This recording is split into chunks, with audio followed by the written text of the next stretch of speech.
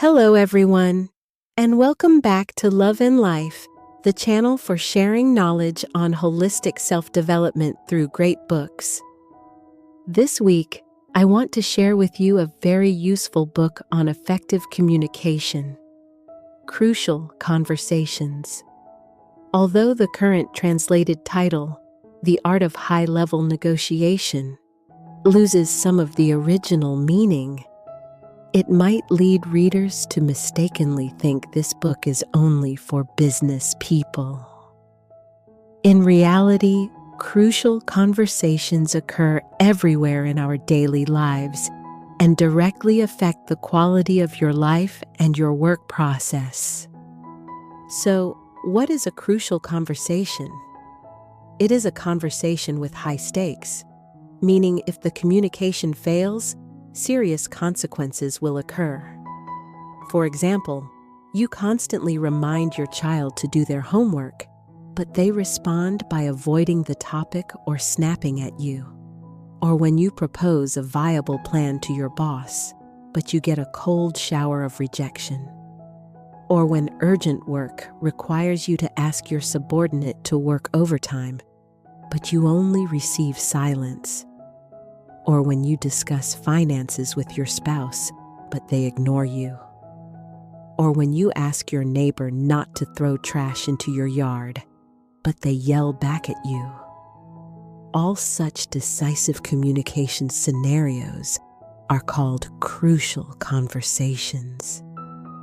Another scenario is when both parties have intense emotions. You and the other person get angry and raise your voices at each other.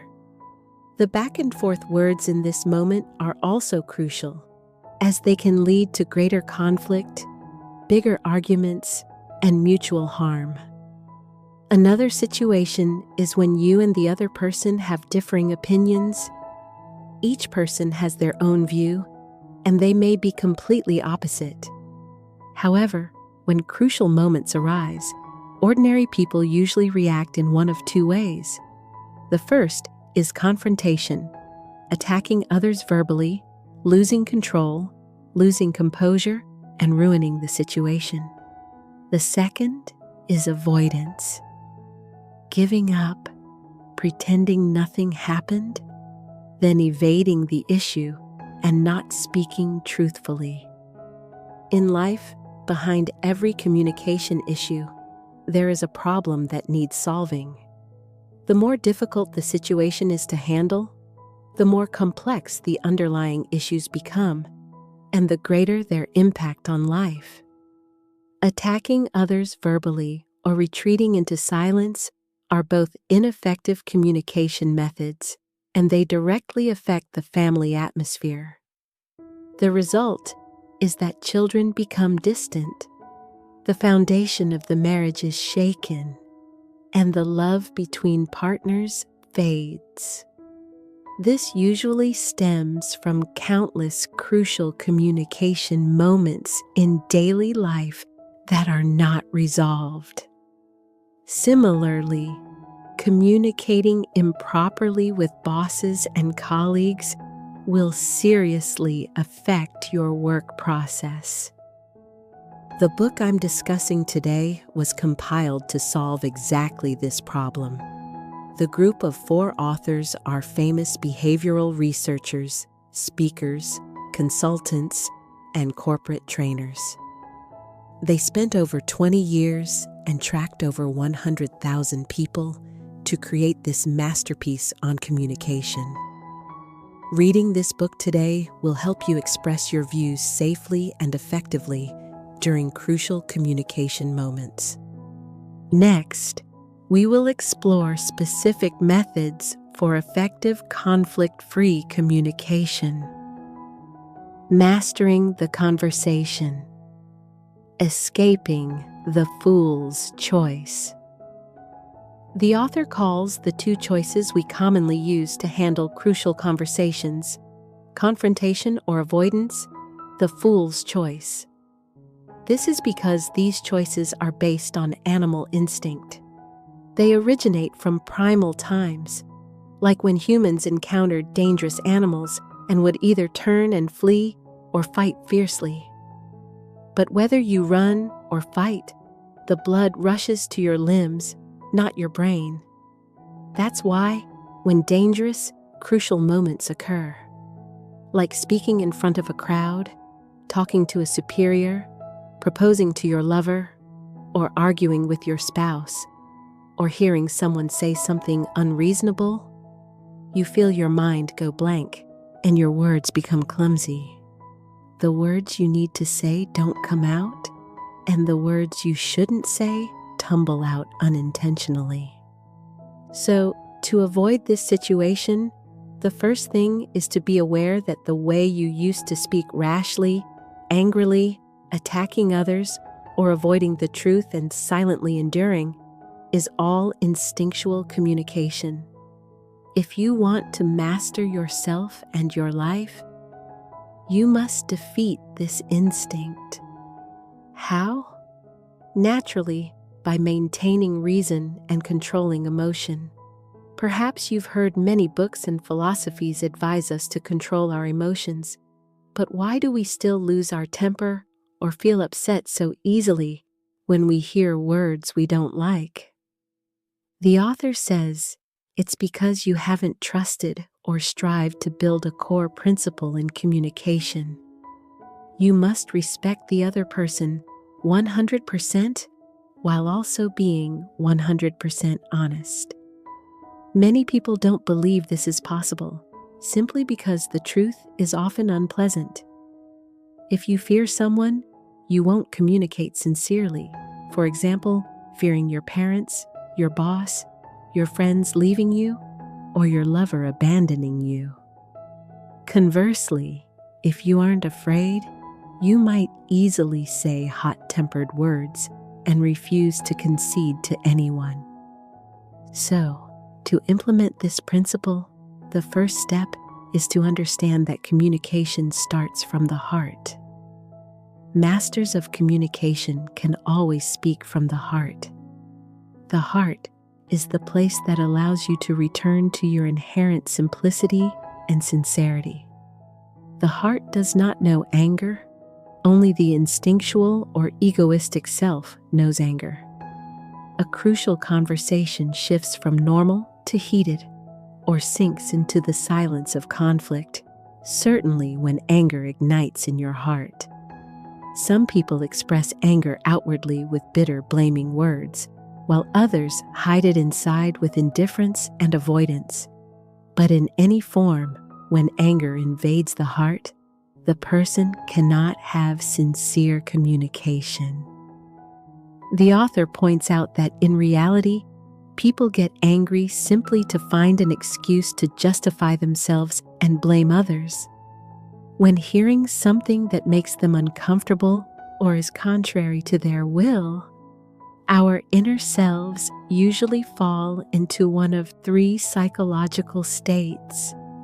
The victim mentality. With this mindset, the other person is evil, wrong, or stupid, while I am good, right, and intelligent. The villain mentality. This is when you exaggerate your own innocence and excessively emphasize the other person's mistakes, completely ignoring any good, neutral intentions or excellent actions the other person may have taken.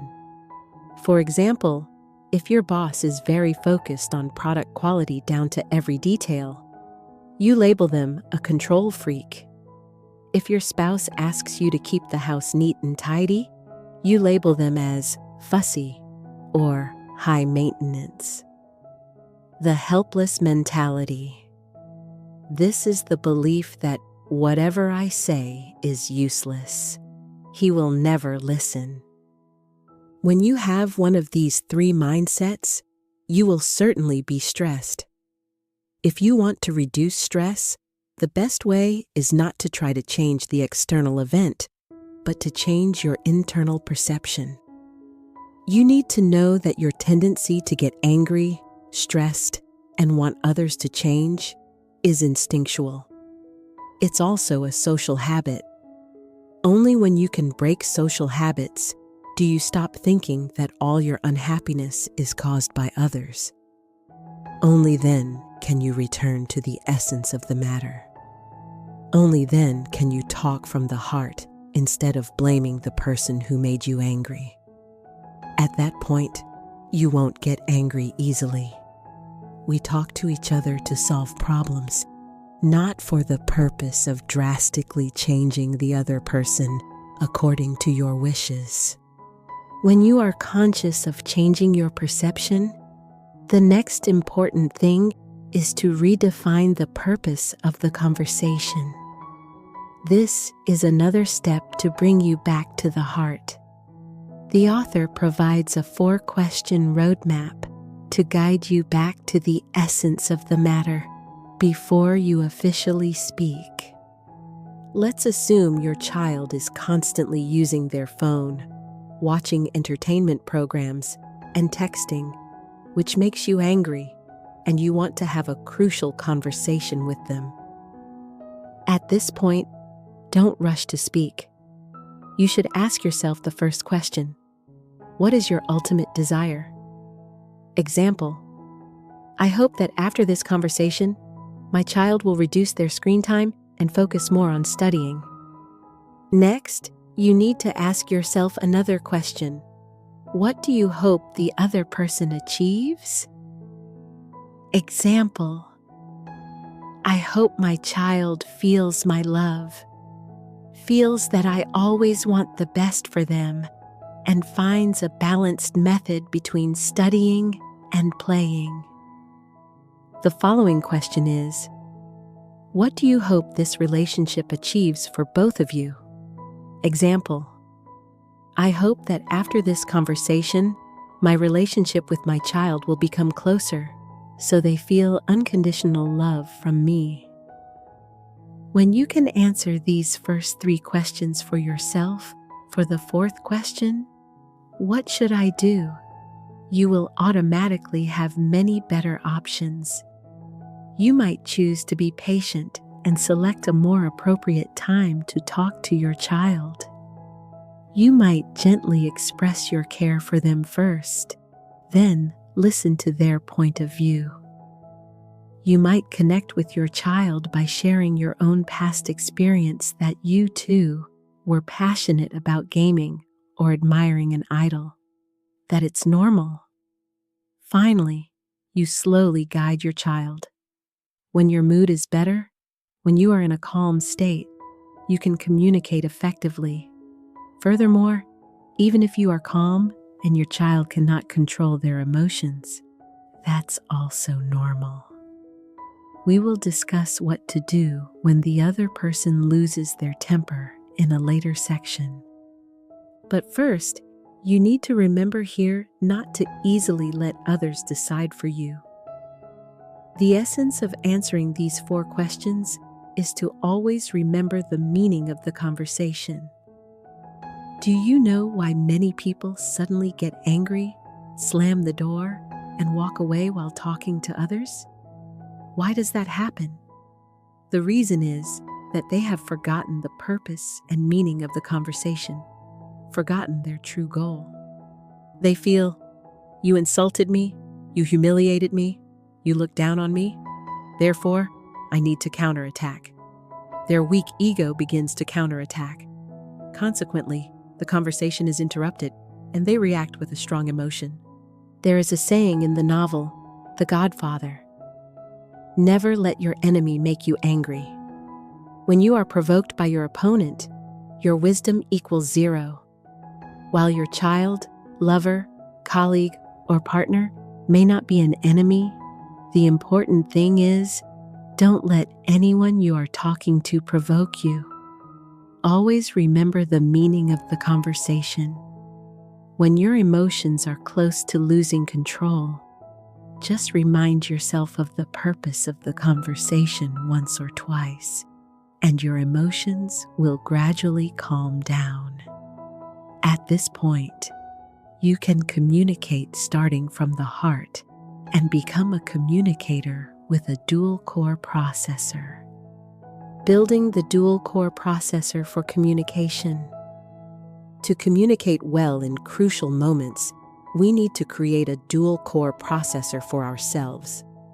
I really like this concept.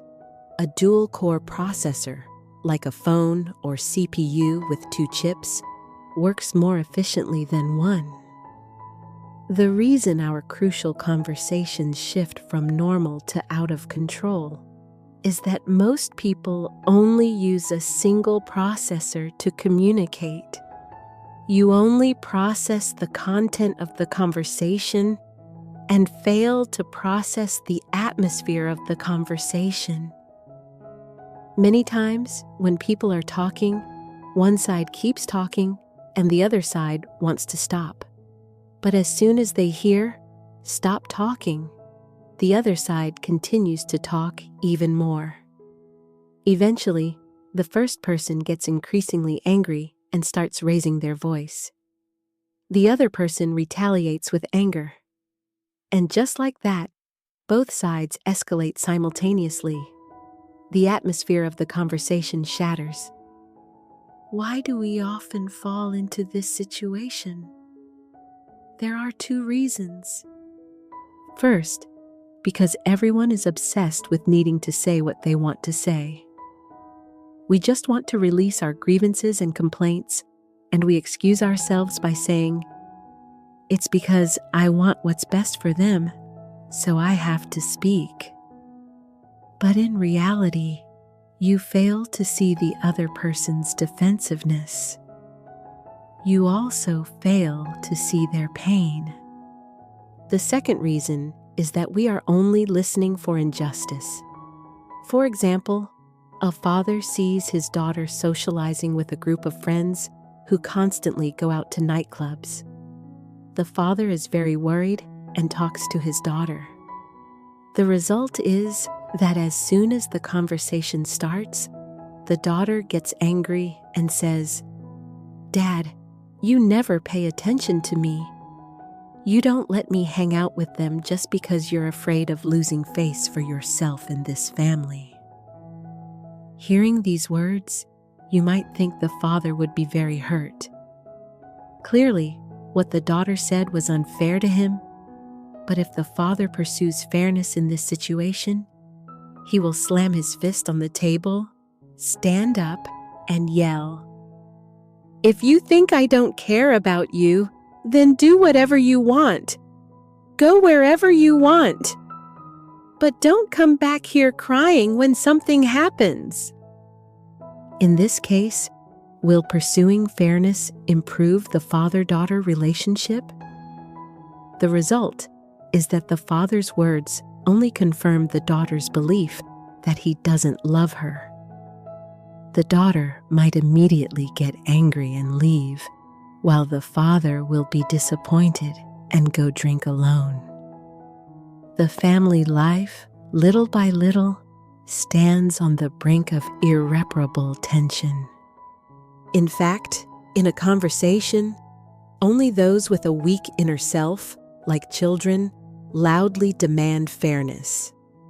A mature person with a strong inner self will not pursue fairness during a dialogue, but will think about how to solve the problem and how to make things better for both parties.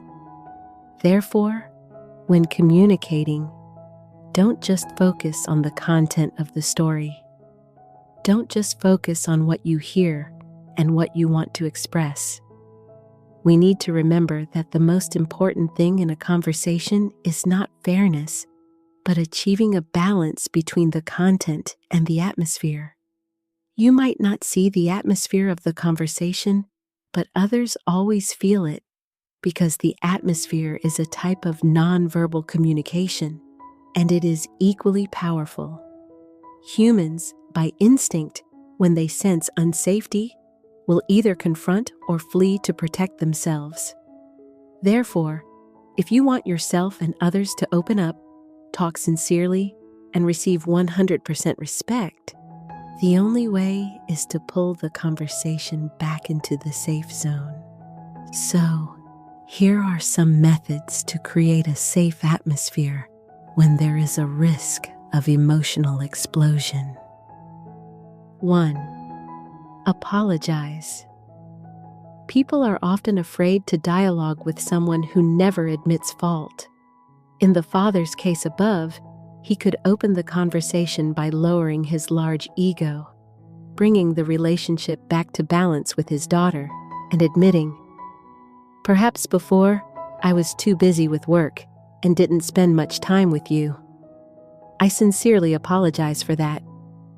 Today, let's spend some time together. Sit down here and talk to me." An apology does not represent surrender or lowering yourself.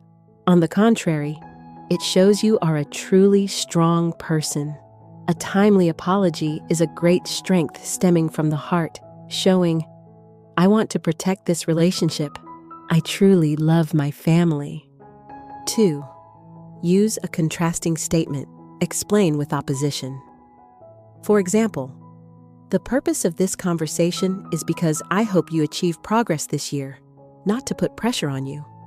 Or, "The purpose of my talking to you is because I hope we can resolve the conflict of the past few days, not to blame you."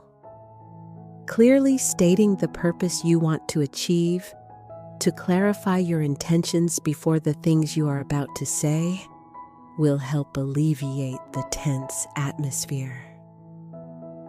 3. Create mutual purpose. Emphasize shared goals. We both want the company to have good development. We both want to create better products. When you emphasize the mutual purpose, the other person will feel safe and become cooperative in solving the problem. 4. Always maintain an attitude of respect. Respect is like the air we breathe. You don't feel it when it's present, but as soon as it disappears, you immediately notice it. Without air, you suffocate. Without respect, the conversation will be immediately stifled. Maintaining respect is not just external politeness. It needs to be something we gradually cultivate. You must be able to maintain respect from the bottom of your heart for everyone around you. If you notice the other person's emotions starting to become unstable, you need to ask yourself, "Did I just say something disrespectful?" Using these 4 methods, apologize, contrasting statement, mutual purpose, and above all, an attitude of respect, can help us effectively calm the atmosphere. These methods should be applied when you notice the other person starting to get angry. But what if you are the one who gets angry first? My advice is, it's best to stop the conversation and withdraw for a moment. During this time, ask yourself, what is the purpose of this conversation for me? So that you can truly calm down and return to a state of mindfulness without being led astray by your ego. Speaking the truth from the heart and achieving win-win. The above steps are preparation for you to know how to control the atmosphere, make the other person feel safe, and give both of you the opportunity to be open and sincere. Now, let's start the conversation by heart-to-heart communication. Speaking the truth. Why are many people afraid that the truth is unpleasant? Because they always wrap the truth in a tone of grievance or judgment. You only need to state an event factually. Instead of saying to a colleague, "You are working too slowly, the client is already annoyed," you should state the truth. "I notice the project is progressing slower than expected. Can you share the difficulties you are facing?" Instead of saying to your child, "Who told you to spend all your time dancing? That's why you only got a 6 on this exam," you should only state the truth. "I see your exam score this time is 6. Do you think the dancing sessions are affecting your study time?" Let's review the schedule together and consider study time to get better results. Instead of saying to your lover, "Why can't you do anything right? I'm honestly so exhausted," it's better to say, "I feel there are some things we need to improve together. What do you think about us figuring out a way to solve this?" Sentences that are factual statements but include words like why, how come, too much, or so much are no longer just expressing the truth. They have become a vehicle for your ego to criticize, blame, or resent the other person. After stating the problem's existence truthfully, next you will want to present your wishes or persuade the other person to do something. So, how should you speak to avoid conflict and not create pressure? At this point, we need to recall the heart-centering question. The ultimate goal you want to achieve is what is best for both parties. Therefore, you must use win-win thinking. Here's an example with a sensitive issue. Asking for a raise. You can state the issue and say, "I feel that after receiving a raise, I can better utilize my potential and strengths. I also feel that doing so is fair. I don't want you to feel I only work for money. I hope I can contribute more to the company. We hope you will consider this issue." Then, you can continue to ask for the other person's perspective. "I want to hear your thoughts on my work, as well as any ideas and suggestions you might have for me." Why ask for the other person's opinion? This is to prevent them from falling into silence or personal attack. Silence is avoidance. Personal attack is finding reasons to make things difficult for you. But even if you speak this way and still face an attack, or the other person ignores you, it's okay. You just need to use the method above. Restore your own emotions and bring the communication atmosphere back to safety. The most important thing is that when the other person's view is different from yours, even if it's potentially wrong, you need to find common ground and express agreement. For example, "We both hope the company develops well, and I completely agree with that." Or, "We both want the company to save costs, and I also completely agree with this." If you rush to deny the other person's words, it will cause them to react violently. You must find a common point so that you can agree with them and to pull the communication distance closer. Remember that in crucial conversations, you must not only look at your own benefit, but also consider the benefit of the other person. At this point, you can add your perspective and explain the blind spots the other person might not see. Example, asking for a raise.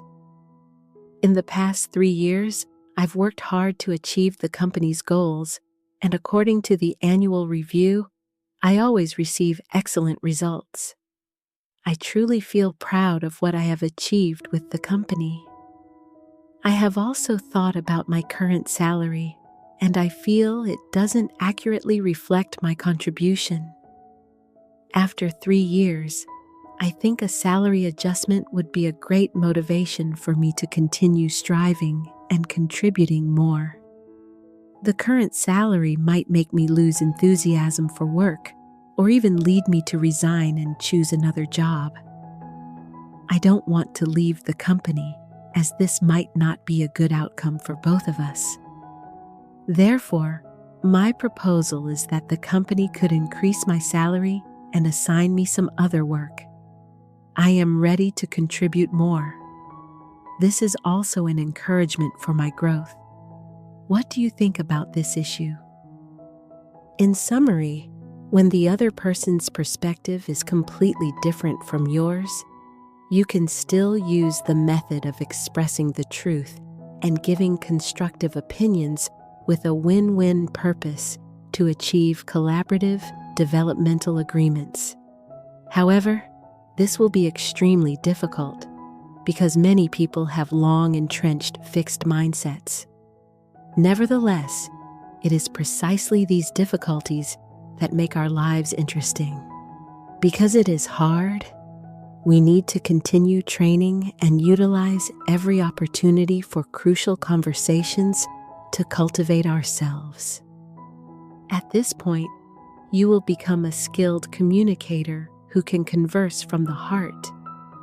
Once you can train your ability to control emotions, not immediately get angry, calmly express the truth, and create a safe communication atmosphere for others to help both of you escape meaningless emotional confrontations, you have already succeeded greatly.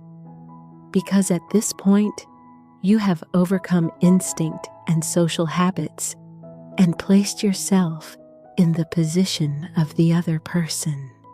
Remember, a crucial conversation always needs to come from the heart. Your words should represent your ultimate true goal, which is a desire for a good outcome for both of you.